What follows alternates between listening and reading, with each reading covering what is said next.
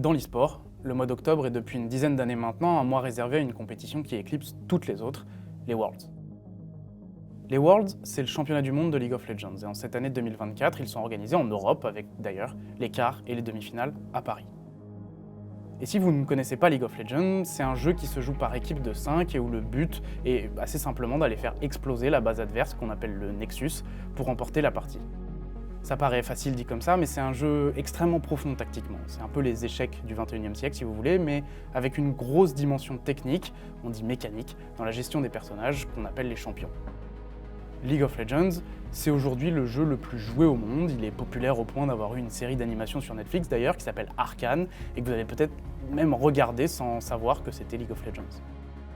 Alors forcément, c'est aussi l'e-sport le plus suivi, le plus populaire, ce qui fait des Worlds peut-être la compétition la plus prestigieuse de la discipline tout entière.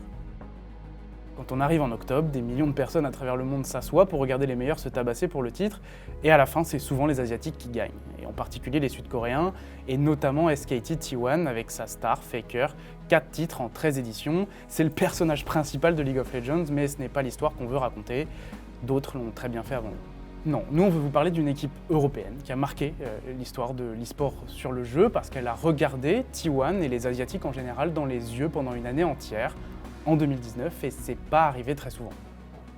Au point qu'aujourd'hui, 5 ans plus tard, son parcours est encore entouré d'une forte nostalgie et on le considère comme l'âge d'or de l'Europe sur League of Legends. Parce qu'on a beau espérer voir un successeur digne de ce nom, il n'arrive pas. Et c'est probablement pas pour cette année. Cette équipe dont on veut vous parler, c'est celle de G2. Avec certains de ses personnages principaux qu'on est allé questionner pour qu'ils nous livrent leurs souvenirs et leurs pensées, on va vous raconter 5 ans après l'histoire de la meilleure équipe que l'Europe ait connue. Mais avant de parler de 2019, il faut revenir un tout petit peu en arrière. On est début novembre 2018, à Incheon, en Corée du Sud, dans la grande banlieue de Séoul. C'est la finale des Worlds et pour la toute première fois, si on oublie 2011, quand la planète entière n'avait pas encore touché au jeu de Riot Games, ce qui fait qu'aujourd'hui ce n'est pas vraiment considéré comme le premier mondial, une équipe européenne joue le titre. C'est Fnatic, l'équipe la plus populaire d'Europe parce qu'elle a gagné en 2011 justement et qu'elle a longtemps dominé les LCSEU, le championnat d'Europe, avec des noms qui ont marqué les premières années de League of Legends. En finale, Fnatic affronte les Chinois d'Invictus Gaming, mais il n'y a pas de match. Ils se font écarteler, 3-0, fin du rêve. Mais sur la mid lane de Fnatic, il y a un prodige qui n'a pas encore 19 ans et qui s'est vraiment révélé cette saison. Son pseudo, c'est Caps. Et si vous suivez l'e-sport sur League of Legends de près, vous connaissez forcément Caps. Aujourd'hui, c'est le roi incontesté de l'Europe. Il a gagné 14 titres à la maison, mais à l'époque, il vient seulement de mettre la main sur ses premiers, et il a ce surnom de Baby Faker. Et lui, malgré la défaite, on se dit qu'il vient peut-être seulement d'ouvrir la porte. En plus, il y a de quoi sortir de ces Worlds avec de l'espoir pour l'Europe, parce que si Fnatic a atteint la finale, G2 est allé jusqu'en demi-finale. En 2018, G2 n'est pas une équipe très appréciée. Ils ont débarqué 2 ans plus tôt en LCSEU et tout de suite, ils ont écrasé Fnatic, ce qui n'a pas plu à leurs très nombreux fans. Et en plus de ça, ils ont une attitude un peu arrogante, une image de bad boys qui ne leur va pas très bien parce qu'ils se font marcher dessus dès qu'ils arrivent aux Worlds. C'est un peu la risée de l'Europe à l'international. Après 2 saisons de domination, G2 a quasiment tout changé à l'intersaison et connaît un trou d'air. 2018 n'est pas une bonne année, Fnatic a repris l'ascendant grâce à Caps. Donc c'est presque un miracle en fait de retrouver G2 aux Worlds, et en plus, ils n'y ont jamais rien fait. Donc on n'ose pas croire que cette année, ils sortiront des poules. Et ils vont jusqu'en demi. S'ils vont aussi loin, c'est en grande partie grâce à un joueur. Le seul à être resté cette année, c'est le leader technique, c'est le capitaine, et comme Caps, il est mid laner. C'est Perkz. Et Perkz, à ces Worlds, il porte totalement son équipe. Il est au-dessus, il sort d'ailleurs un match incroyable en quart contre les Chinois de RNG, qui sont alors les favoris du tournoi, mais G2 finit par tomber en demi et reste derrière Fnatic.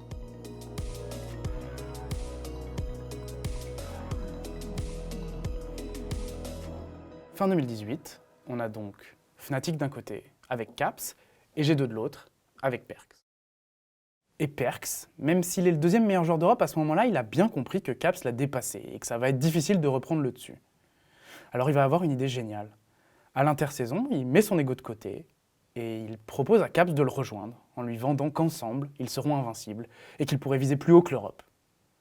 Mais surtout, il accepte de lui laisser la mid lane. C'est son rôle, il est quadruple champion d'Europe, il a vraiment été très très bon aux Worlds, il pourrait se dire « la saison prochaine je vais me venger », mais non. Il voit plus loin, il accepte de changer de poste pour composer une équipe mais terrifiante sur le papier. Et comme Perkz est quelqu'un bourré de confiance et qu'il a une grande force de persuasion, il convainc tout le monde, à commencer par Caps, qui quitte Fnatic. Yeah, I definitely think Perkz had like a lot of influence, right, on making the team, because I think he probably had a lot of influence on bringing Wunder and Jankos in the first place, and then me and Miki afterwards. I had a lot of faith that he could role swap to AD carry just because he had been playing AD carry before in solo queue, and also he was very smart about the game. So even if he didn't necessarily play AD carry the best, he would have a lot of value from I guess just his brain in itself. I mean, it was a bit of a weird decision to make Perkz role swap to AD carry and joining with Caps. I mean, how it happened was basically that me and Caps were both free agents, and we were both looking to join as the same team. We were talking a lot together about what team would be the best, because we also both had the same goal of just winning everything. So we had a few options, and one of the cool options was G2, of course, and they were already successful before.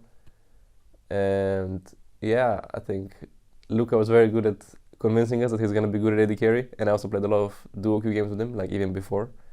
And he was playing AD carry a lot with me in duo.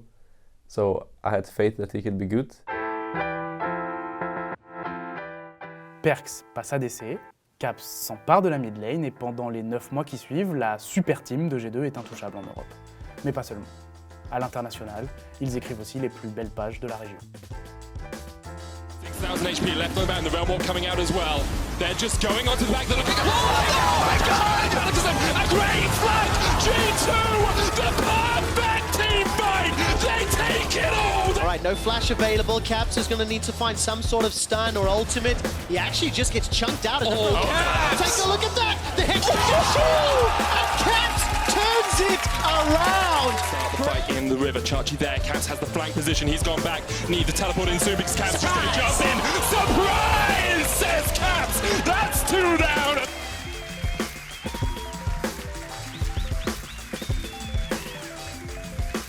There is no chance TL comes back from this. They're already on to the Nexus turrets. This is what peak League of Legends looks like, and it comes from Europe. A world record.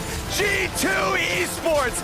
Le championnat d'Europe par 2 fois, le MSI qui est l'autre grande compétition internationale du calendrier qu'aucune équipe européenne n'avait gagné jusque-là, G2 gagne tout. Et ils le font avec style. C'est une équipe spectaculaire, hyper plaisante à regarder, hyper offensive, mais surtout ils définissent eux-mêmes la méta, soit grossièrement ce qui est fort à un instant T. Ils brouillent les pistes en phase de sélection des champions en étant flexibles comme jamais personne avant eux. C'est-à-dire qu'ils ont des pics, des champions comme Syndra, Gragas ou Pyke, et d'ailleurs Pyke un peu le symbole de G2 cette année-là, qu'ils peuvent jouer partout. Pyke, si on reprend cet exemple, c'est censé être un support. Il l'utilise aussi sur la mid lane, il l'utilise au top et même une fois comme jungler et une autre comme ADC. C'est un peu complexe pour les non-avertis, mais il faut comprendre qu'ils rendent fous leurs adversaires avec ce genre de stratégie parce que ça leur permet de s'adapter pour les contrer en toutes circonstances. I think we had the advantage of being very flexible. Perkz could flex a lot of champions with Caps, both of them played mages in the bot lane, in the mid lane. I also feel like a lot of players back then had champion pool issues, so if you could target someone, and you had so many players that had a wide champion pool, so you had a huge advantage. It's still the case, but people try to play more champions nowadays. People didn't have massive champion pools. They kind of just played what Korea and China were playing. And back then we kind of just wanted to just counter what Korea and China were playing. We wanted to have answers and not just follow what other people are doing. So yeah, it was just overall a lot of fun. I think sometimes a lot of our drafts went a bit chaotic because we couldn't really decide where to put some set champions, and everyone wanted to play the fun champion, of course. I remember one time Wunder and Caps did a rock paper scissors on stage to play Kha'Zix. We lost anyway. It was fun. Le MSI, il le gagne comme ça. Avant d'humilier Team Liquid en finale, c'est encore d'ailleurs aujourd'hui le match en 3 manches gagnantes le plus rapide de l'histoire compétitive, ils font leur première vraie grosse performance de l'année en demi-finale. Ils y battent SKT T1, les Sud-Coréens quasi invincibles avec Faker, très très fort cette année-là, 3-2, en jouant Pyke top dans la manche décisive et Syndra au bot. Mais c'est leur zone de confort.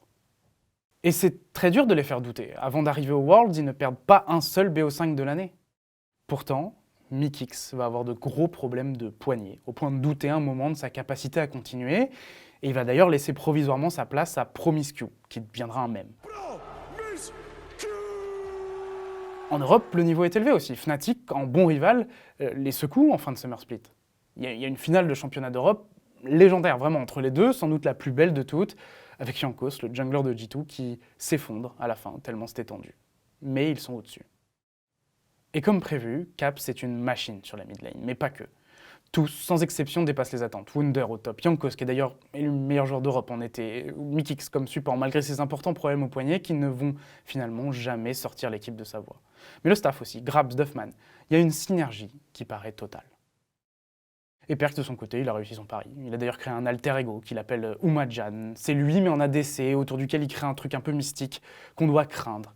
Mais il donne vraiment l'impression d'avoir joué là toute sa vie. Il se permet même d'y jouer des mages ou des champions qu'on voit plus souvent sur la mid lane en général, comme Syndra ou Yasuo. C'est aussi lui, c'est surtout lui même qui offre à G2 cette flexibilité, cette créativité. Et en début de vidéo, je racontais que G2 n'était pas une équipe très appréciée des fans. Mais en 2019, il renverse totalement l'opinion. C'est impossible de ne pas apprécier cette équipe. Il y a le niveau, il y a la créativité, mais au-delà de ça, ils s'amusent. On l'entend dans leurs échanges, on le voit dans les vidéos autour de l'équipe. Ils sont proches, ils s'éclatent, ça les rend hyper confiants. Un peu arrogants aussi, ils trash talk, mais tout ça, ça fait partie de leur ADN, ça fait partie de leur force. We were all very confident and very cocky in our own ability. Each one of us believed that they are by far the best in Europe at what they do. Even Perkz, who swapped positions, believed that he is just the best AD carry. And I think that cockiness and that hunger for victory really pushed us that far. Donc G2 est fort. G2 est une équipe de potes. G2 gagne tout et on arrive en octobre, le mois des Worlds. Et il faut le dire clairement, G2 débarque comme favori. Alors oui, en Corée du Sud, T1 et Griffin sont forts, Damwon est à ce moment-là l'équipe qui monte et dont il faut se méfier. En Chine, il y a toujours Invictus Gaming, même si on a un peu l'impression que la machine s'est cassée, mais surtout ils ont perdu leur titre, au profit de FunPlus Phoenix qu'on a du mal à cerner, mais qu'on ne considère alors pas vraiment, parce qu'on les connaît mal, comme une menace. On y reviendra. Tout ça, ce sont des adversaires solides, mais jusqu'à montrer G2, vainqueur du MSI, en lice pour faire le Grand Chelem, ce qu'on appelle la Golden Road, qui consiste à gagner tous les principaux tournois du calendrier. Oui, G2 est considéré par la majorité, voire la totalité en fait, des observateurs comme le favori des Worlds. Et ils font peur à leurs adversaires, ils font peur, c'est quasiment du jamais vu pour l'Europe. Et puis en plus, ces mondiaux, ils sont organisés à la maison, en Europe, et c'est un avantage, il n'y a pas de jet lag, il n'y a pas de temps d'adaptation, de mal du pays, parce que c'est très long les Worlds. Et G2 d'ailleurs a fait le choix de se préparer en Europe. Bref, à ce moment-là, on se dit que tout est réuni et que G2 va assumer. And then in the World Bootcamp, we were kind of getting stomped by Damwon. So the confidence was also not at the highest. But then after we started actually playing on stage, it went a lot better. We won, I guess, our first game against Griffin, which was like pretty good. But then we lost Timebreaker and another game to them. So then we were also like, okay, we need to actually get our stuff together. I think from all the splits we played with, like the 2019 and 2020, the same roster there, I think that summer was probably the hardest for us, just because it felt like we were not getting the most out of scrims and we were not really on the same page. So yeah, I think that was not the easiest. But then I think we definitely picked it up for Worlds. And even though going into Worlds we were getting like destroyed by everyone, I think we managed to learn a lot from Worlds, and that's the important part, right? Malgré les quelques difficultés et Griffin qui relègue G2 à la deuxième place du groupe, l'équipe s'adapte à la méta et s'appuie sur ses certitudes. À ce moment-là, il n'y a pas vraiment d'inquiétude. Le tirage de Damwon en quart, qui sort d'une belle phase de groupe et qui a une réputation d'assassin à l'entraînement, est pourtant vécu comme un ouf. C'est pas SKT parce que les jeunes coréens, réputés pour être imbattables en scrim, sont plus tendres en match officiel. Côté G2, la confiance est intacte. Cap se repositionne. Et Mikix qui assure la front lane. Nuguri va tomber, le flash in de Perkz. On n'a pas envie de laisser passer ce kill. G2 qui valide leur domination dans ce quart de finale. La téléportation de Showmaker. Mais il a attendu. Il a attendu. Il y a une tornade. Il y a un double kill pour Caps. Non, c'est Jankos. Pas trop connu du côté des G2, regardez Perkz par contre les dégâts monstrueux qu'il est en train de faire. Flash, Bonisla, c'est nucléaire, maintenant qu'il fait son apparition, ça fait très mal à Kaisa. Attends de la partie. Wunder les dégâts. Et Virix se suicidera, nucléaire en 2 contre 1. Wunder, une vengeance du MSI. Nous avons un Européen, Nono, 1 sur les 3, sera passé à travers les caves. Ah, ils l'ont fait, moi, c'est tellement beau. Mais SKT arrive au tour suivant. Et avant ce match, il y a un peu plus d'inquiétude. Parce que c'est censé être l'adversaire numéro 1 de G2 au Worlds. C'est une équipe qui n'a jamais été éliminée avant la finale en 4 participations. Et ils veulent prendre leur revanche du MSI. Ça ressemble à une finale avant de commencer. Et ça ressemble à une finale une fois que ça a commencé. Et si on doit se souvenir d'un seul match de G2 en 2019, parce que c'est ce qui rend cette version de l'équipe légendaire aux yeux de tout le monde avec le MSI, c'est celui-là. And SKT have got nothing left in this game 1. Quel game stratégique! On donne absolument tout dans la mêlée pour les G2, mais c'est terminé. 3 morts. Et le Nexus qui tombe. Jankos, il a pris pas mal de coups sur la tête, je pense, dans cette partie. Il reste encore Teddy! Teddy et Perks! Cam devrait tomber! Ils peuvent gagner ici! Ils peuvent aller chercher la deuxième game! Il ne reste que Teddy! Est-ce qu'il peut bien arriver la défense de Teddy? La défense de Teddy! Ça fait! C'est la game! Il faut aller la chercher! C'est la game! Balle de match! Qui bouge sur Perks pas le temps. qui devrait tomber a priori, le flash out, mais ça ne suffira pas. Faker's gone! Teddy's next on the list! There's no way he can duel Yasuo. Amada's coming in, but he's just walking into the meat grinder of Perks. Khan, can he do it? It's not enough! They've done it!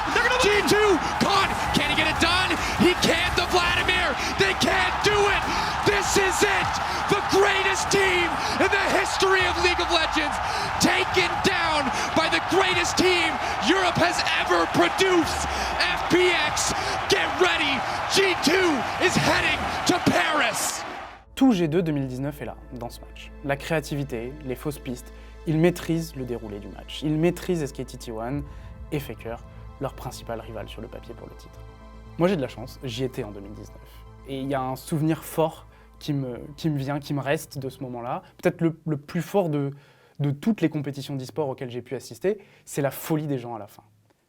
Le match a lieu à Madrid, dans une salle de 10-12 000 places, et quand tout ce monde, évidemment largement acquis à la cause de G2, comprend que c'est terminé, quand Perks fait son quadra-kill sur Yasuo, il y a des dizaines de fans qui regardaient le match au niveau de la scène, dans la fosse, qui deviennent complètement tarés, et ils courent partout pour fêter ça. Alors que le Nexus n'a pas encore explosé. Puis ils font un bruit.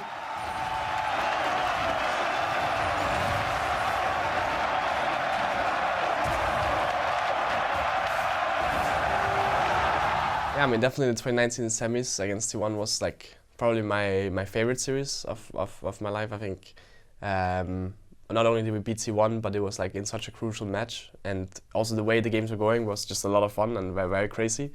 And also because we were like a bit worried going to the day, especially I was, because I was having like a bit of a fever as well the day before. So I didn't even play any games the day before because I was just lying in bed all day.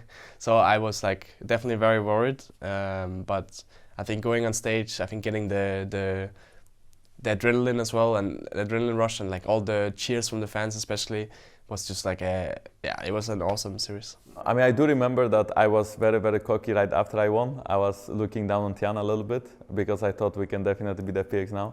I thought that they are similar to Damwon, that they are just like a scrim players. G2 est en finale des Worlds, un an après Fnatic, mais le statut n'est pas le même. Parce que cette fois, on a l'impression qu'ils ont fait le plus dur. À ce moment-là, tout le monde sait qu'ils vont affronter FunPlus Phoenix, qui s'est qualifié la veille. Et c'est un nom, on l'a dit, qui ne résonne pas beaucoup en Europe. La Chine est assez peu regardée à l'époque, on connaît mal l'équipe, on connaît vraiment pas bien les joueurs.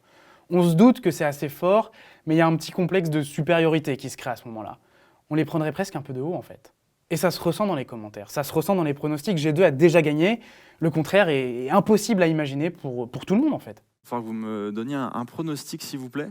3-1 G2, comme tous les BO de playoff. On a eu des 3-1 sur toutes les rencontres. 3-1 aussi. 3-1 parce que, pour G2, parce que G2 c'est une équipe qui fait des erreurs, ouais, Mephisto l'a dit, donc ils peuvent jeter une game en early après avoir tenté des moves complètement débiles. Mais quelques jours plus tard, il y a une conférence de presse à la Tour Eiffel. C'est la conférence de presse d'avant-finale. Et à ce moment-là, la tendance va un peu s'inverser. On s'attend alors à voir des G2 confiants, blagueurs, comme ils l'ont toujours été au long de l'année. Mais Perks n'est pas là déjà, il est malade. Le reste de l'équipe aussi, mais moins. Ils sont là. Ils sont là, mais ils paraissent tendus, ils paraissent stressés, très loin de tout ce qu'on a connu. Alors on commence à s'inquiéter.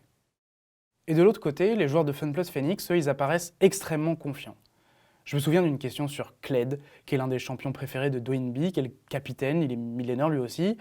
Un journaliste lui demande s'il pense le voir être joué dans cette finale. Et il répond avec arrogance, mais surtout avec aplomb, avec sérénité, que G2 n'osera jamais lui laisser. On sort de cette conférence de presse avec une impression assez négative. Et cette impression, elle sera confirmée plus tard. En fait, G2 est épuisé. Ils en sont à 10 mois, quasiment non-stop de compétition, et ils sont en bout de course. T1 a été leur chef-d'œuvre final. Derrière, ils se sont relâchés. Quand G2 entre sur la scène de Bercy, dans une ambiance dingue, parce qu'évidemment toute la salle est pour eux et n'a pas conscience de ses difficultés, on parle de 15 000 personnes à quelques Chinois près, on a encore envie d'y croire. Mais très vite, FPX va éteindre tout le monde, installer la clim, transformer Bercy en bibliothèque, ce que vous voulez. Tian, le jungler, Doinbi étouffe un G2 qui ne peut pas jouer son jeu, qui est pris à la gorge en permanence par le style agressif des Chinois. La première game, G2 s'accroche un peu, mais ce n'est pas suffisant. La téléportation en tant que king. Quelle action de Tian.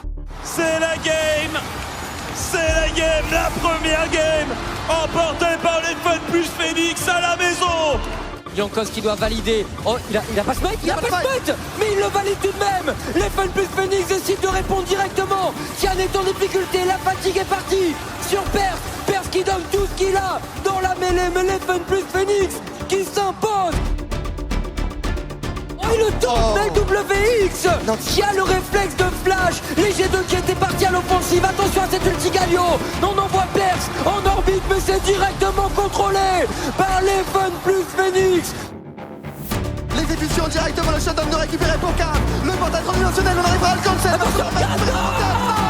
Il y a trop de dégâts pour les dégâts. C'est un ace.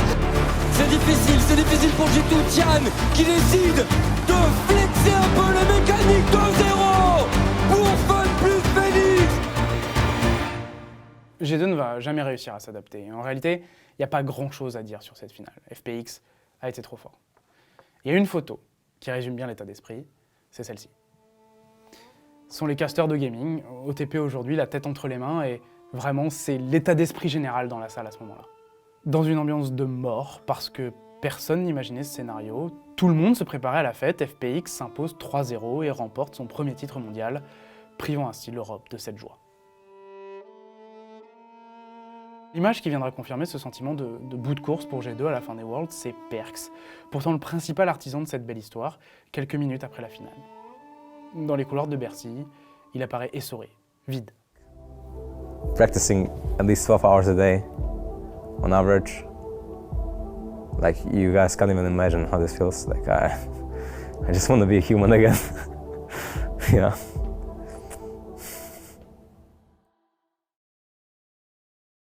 Cinq ans après, quand on évoque cette fin tragique pour G2, on se rend compte qu'il y a quand même encore des regrets.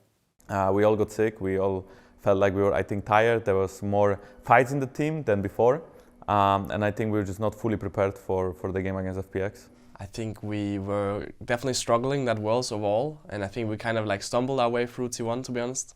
So I think afterwards we didn't really have we didn't have enough problem-solving abilities left to face FPX, and I think they showed some very big strengths, and we didn't really manage to find good answers to it.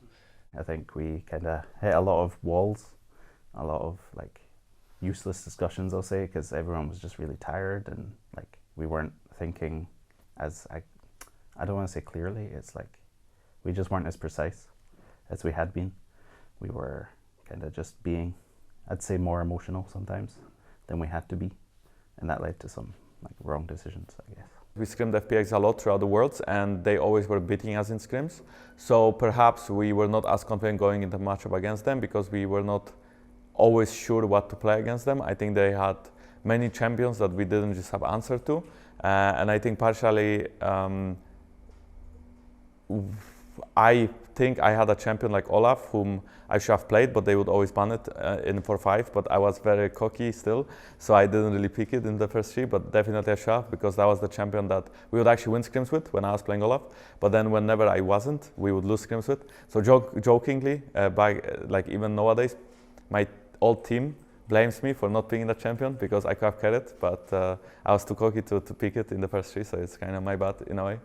I'm not sure exactly how often I think about the 2019 Worlds. I think about it like pretty often, I would say. I think I have some nights where I just wake up and I'm like, oh, I should have done these things differently, right? I could have like pushed it a little bit further, but I definitely wouldn't say it's something I think about like every day, every week.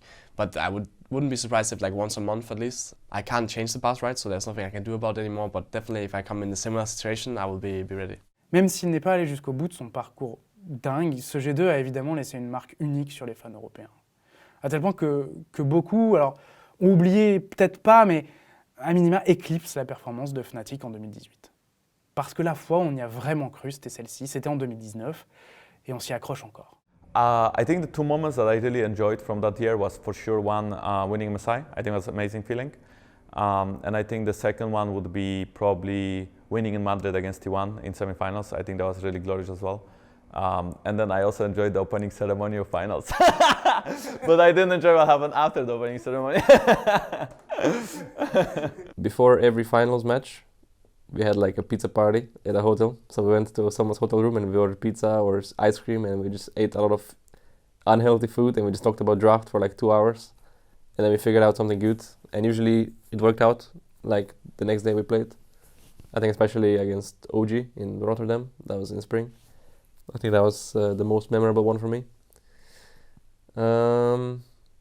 Yeah. You can't do that anymore. You have to be smart. Yeah, now it's not allowed. Yeah, now we just eat like greens, vegetables, and yeah. I'd say the best memories are just the nights watching anime and just watching shows and just going for meals and all that stuff. I think before every like best of 5 or like major game we played, they'd have like an ice cream party or something. We'd just be in someone's hotel room. We'd just be eating ice cream or pizza, something, and watching VODs and talking about the plan for the next day. I think those are the most fun for me because yeah, that's where it just felt really natural, just working together and just we were just trying to do the same thing. It didn't really feel like work, it was just what we were supposed to be doing kind of thing. En 2020, G2 avec la même équipe atteindra la demi-finale des Worlds, mais ça n'aura pas la même saveur. Un peu parce que la magie, le sentiment de domination et de faisabilité ne seront pas au niveau de 2019. Le Covid, les Worlds en Chine, loin de l'Europe, jouent aussi leur rôle. Et cette année-là, Damwon a surtout corrigé ses défauts et sera intouchable pendant toute la deuxième partie de saison. En 2021, l'effectif de G2 éclate. There's this anime called Kuroko no Basket where there was like 5 amazing players that are like really insane at what they do. And then at some point they were a team, but then they split off to try to see which one of them is the best, right? And this is how we thought about ourselves in 2019-20, that we were like the GOATs in a way, so we will split off because all of us are amazing, see what happens after. I mean, definitely when we split up, it kind of felt like Kuroko no Basket. We were the generation of miracles. Then I went to Excel alone, so I didn't have the most success. So I guess at that point, Jankos and Caps were the main characters. I guess Caps was like Kuroko, because his team usually wins. So yeah, now I joined them, so now I'm on the Kuroko team. But yeah, I mean, it was gonna be a good meme if we actually all did very well. But a lot of times, one of us just like ends up very at the bottom.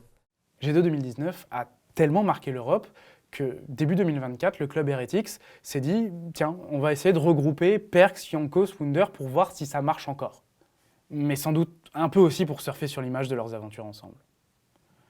La région s'accroche, d'ailleurs peut-être un peu trop à se souvenir, et semble vivre dans le passé, en se persuadant que, comme ça a été fait en 2019, c'est peut-être encore possible aujourd'hui.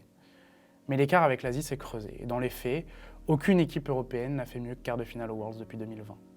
5 ans après son dernier passage par l'Europe, si on oublie 2021 et un huis clos en Islande à cause du Covid, les Worlds reviennent en 2024. À nouveau, le meilleur esport du continent s'appelle G2. Caps et Mikix sont encore là. Caps est toujours le meilleur joueur d'Europe d'ailleurs.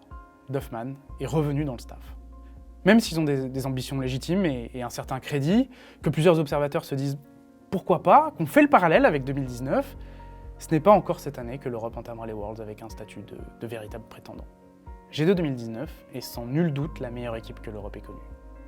Depuis, on attend encore que quelqu'un offre un espoir similaire à la région, mais ça risque de durer.